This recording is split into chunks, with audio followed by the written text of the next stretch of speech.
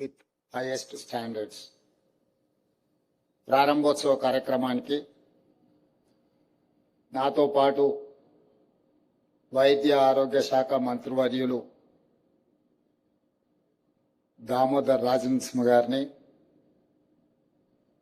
రాజ్యసభ సభ్యులు వేం నరేందర్ రెడ్డి గారిని, జూబ్లీహిల్స్ శాసనసభ్యులు నవీన్ యాదవ్ గారిని, నాగార్జున సాగర్ శాసనసభ్యులు జైవీ రెడ్డి గారిని, అదేవిధంగా ఈ కార్యక్రమాన్ని ఏర్పాటు చేసి 12 సంవత్సరాలలో